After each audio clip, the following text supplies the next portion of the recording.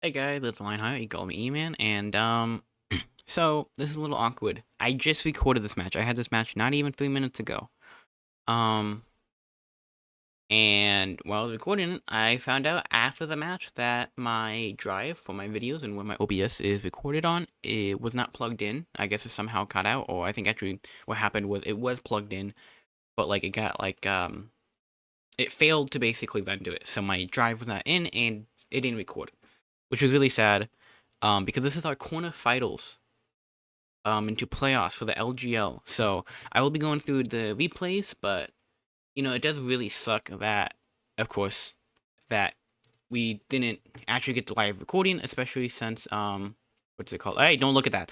Especially since it was a pretty important match. So we will go through the team, and sorry that there's no the cool background thing, and that's because when you do replays, it actually bugs out, and like half of you can't see them on their end in the team. So I'm like, okay, we gotta do this regularly. But yeah, I'm gonna go through the team real quick. Um, Also, why not? Let's pull out the doc. Let's pull out the doc for y'all. And show off his team because basically, since I got second seed, I was able to choose who I wanted to fight. Of course, after the first person chose their seed, and out of all the players, I wanted to fight Chaos because one of the big themes was that we were supposed to fight what's it called, in the actual match, like in the actual weeks. However, due to him being pretty busy, we couldn't fight, and he gave me the forfeit win, and that's why there was no like week 8 or week 7, because that happened. But basically, his team is Halducha, Iron Threads, Rotom Heat, Alamomola, Tornadus Therian, Wochian, Lycanroc Midday, Jagalgi, Hisuian Zoric, and Dashbun. Jagalgi was Dragon, Flying, Water, and Dashbun was Fairy, Steel, Fighting. Um, Yeah, I chose this because he was definitely the least threatening team out of the whole league, and we probably had the best matchup because his only check to Blood Moon is Wochian, and if he doesn't bring it, which, spoiler, he doesn't, we basically snag a kill every time for Blood Moon, um, which is very nice. And now let's go through our team. I brought a really defensive core to pretty much just wall offensive Iron Thread because attack boost was scary, and also to wall Halucha, which SD Halucha was seen that came very often in mocks, so I was really scared of that. Blood Moon AV was purely here to take Rotom hits and get free switch-ins to certain mons, and just to click in Blood Moon. That was my really only goal, just click Blood Moon. This was purely here to wall Wochian, because Leech Seed Wochian not only could 6 our entire team if he stalls us out, but also it is the best check to Ursula Blood Moon probably ever in Jeff League. Now looking back at it, like, it didn't look so scary, but after doing calcs and playing against it, it was like, wow, it's not, there's no way for Blood Moon to break it. So yeah, we have a sub since this because he can never break our sub, and just to heal up to slowly outstall the Wochian because he's probably only gonna have knockoff and that's it. We are a defensive Jolteon with Terra Ice. We're not really gonna Terra because this is our 2-1 check. So we just want to stay regular electric, and yes, I know we have Wish with AV. That's because if he knocks us off, we have a way to heal back up, and we can still be bulky. We have enough speed to outspeed Torn and all that stuff, and yeah, pretty much just here to check Torn, because Torn can get pretty out of hand if he was Nasty Plot or something, so this was very basic Forger set, mainly because I just wanted to wish up Blood Moon, I wanted to wish up any team that couldn't heal, or simply just wouldn't have the ability to, because something was out. But also just to have a backup check to certain special stuff like Rotom Heat, Aloe, and even Zoroark. And Claude was here purely for the Jagalgi, because Jagalgi, like, specs Terra Dragon, just like stacking kills 24/7. Um, but yeah, I was just like, oh, okay, that's fine. What's it called? Yeah, I was like, that's fine if I am Claude, because I am not unaware, so I can actually just take 2 recover up, and yeah. So that was definitely a scariest mod, but again, he doesn't bring it. So let's get straight into the matchup of the team. As we start off with Blood Moon, and he leads Iron Threads. Now, I was going back and forth of like, okay, what did I want to lead? Most of the time I either led Blood Moon if I saw no Wochian, but another thing I started leading was Claude to either get early rocks up, but also because of there's barely anything threatens him, which is only Iron Threads. That's his only check. which Earthquake doesn't even kill if he's not booster attack, so we can both like kind of trade.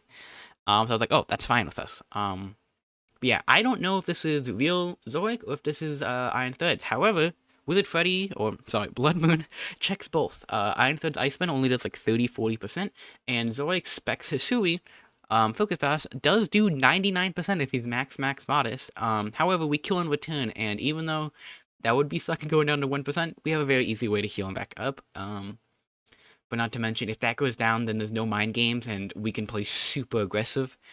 But yeah, I was like, okay, so if this is real, he's not staying in because he doesn't want to take an Earth Power and lose this, because if you lose that, then Claude wins on the spot. And if this is Zoroark, we just click Blood Moon. So I was like, I'm gonna click Blood Moon as he goes straight into Tornadus. And there goes the Torn. That is a super big win for us. Super big turn 1. That happening really changes the matchup, mainly because now he has no way, you know, he lost his regen core, but also stuff like Jolteon just became, now I could tear it and actually start snagging kills, but also just like, that is a mon that really could have stopped a lot of, you know, a lot of mons here. Stops Core, stops SHAYMIN, stops Florges. It literally stops my entire team except these two. So him second out was super nice, and we didn't have to worry about that anymore. As he goes into his other regen mon, goes for a Scald, finds out we're AV, gets turn 1 burn, I don't mind, and we find out this is not Spadef at all. And knowing that is very big, because now we can just yet again click Blood Moon and snag a kill. But another thing is that if this comes back out, we can always just Blood Moon again. As he goes into Rotom Heat, and he is pretty Spadefly bulky, so he does take it, but this is big damage. We like that, we like that. As I am going to go straight into Florges, just to take the overheat, but also try to wish up anything back, like mainly the Blood Moon. As he Volt switches out, makes sense, because we are always slower than this, unless we're Scarf max speed. And he does go into Iron Threads. I do think this was real Iron Thread, but I wasn't threatened, and it is, and he does go for the Predict, but it doesn't matter.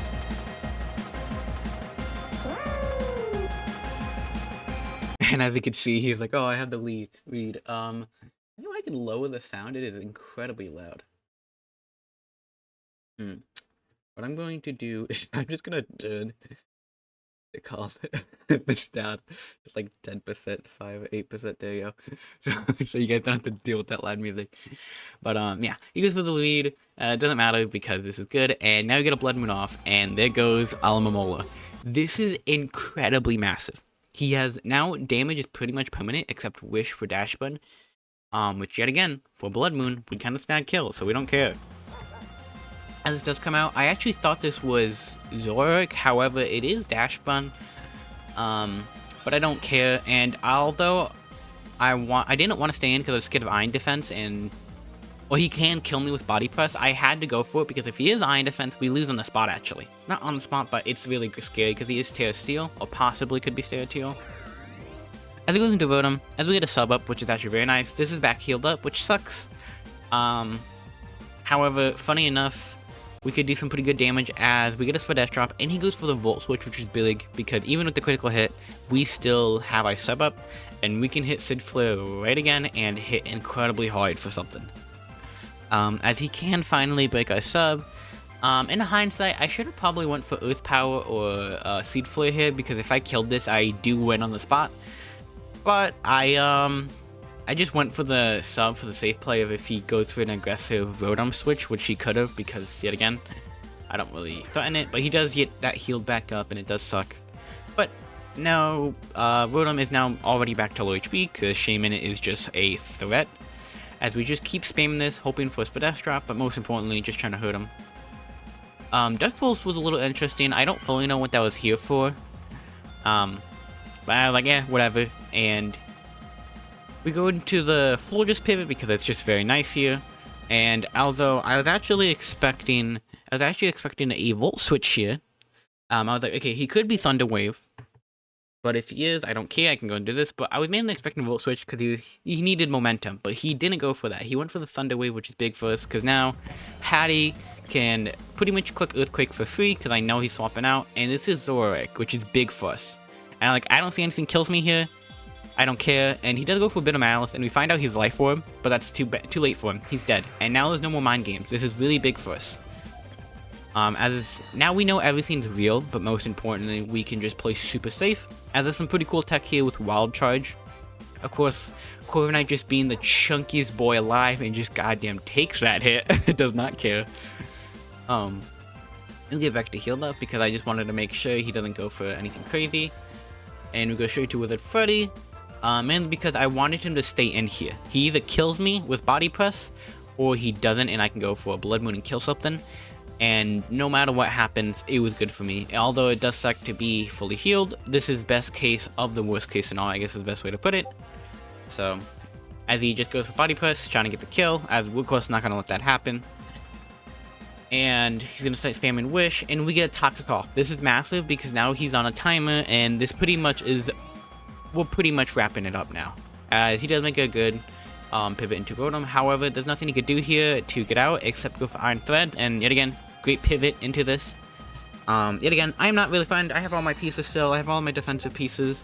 I don't really mind. I can just go straight into Griffith, and I'm good to go. As I can go for another U-turn because I don't need the momentum, but I would like to have the momentum because yet again, it puts him in this terrible position. As he just goes for Dark Pulses, which I'm not gonna lie is a little weird. Well, I'm trying to predict the Iron Threads. We're both playing 50-50s here, basically, because if I go for Toxic, it's game over for him. But if he goes into Iron Threads, then I get an EQ off, it's also game over him, and of course, he has to make him correct plays. As he goes straight into Dash Bun, which is probably the safest play here. However, I was a little worried, like, not, like, upset about this, because Stealth Rocks now means this is on a super timer, because this means if he ever goes down to 25%, which as you saw, he goes down to 25% very often, it's dead no matter what with the Wish. So that was something I was like, oh, that's amazing. As it goes for a Rotom, just fine first, 25% chip, as we go straight into Claude. Again, as you can see, Claude Griffith's just putting in a bunch of defensive work, as we go straight for the Toxic this time, because I just didn't think he swapped out, and by this point, well, I'm just going to be fully honest here, there's no way he can win the game. He can get outstalled by, he basically gets outstalled by SHAYMIN forever and Florges. And basically, once Iron Thread goes down, there is no physical way he can ever kill Hattie. But most importantly, if you look at everything, I can actually just wait for one overheat and then Roost Stall for Corviknight, and I win the game. So pretty much, by this point, it's game over. We had such incredible momentum, and we were able to get some really aggressive kills with Blood Moon, that I was just like, okay. And I started spamming Earthquake here, trying to get this Iron Threads pivot, because if I can get that in, or if I can kill that, it is super game over. There's no possible way for him to win. And I don't care that he's doing this because he's getting Toxic. And of course, he now knows I'm also a second attacking move because I did do Stealth Rocks. So he could technically stay in this forever, but you know, I think it goes into Dash Bun. Takes around like 13% chip, which is not bad. But he also, I guess he can get a Wish Up, which again, is not great for us. But we're just trying to chip this. Either keep it in or just, you know, I think we're straight into Rotom Heat, which again, good plan it. Sorry. I had a hiccup. Good plan it then. As I go into Florges, not because I wanted, what's it called? I wanted to try to get Iron Threads out.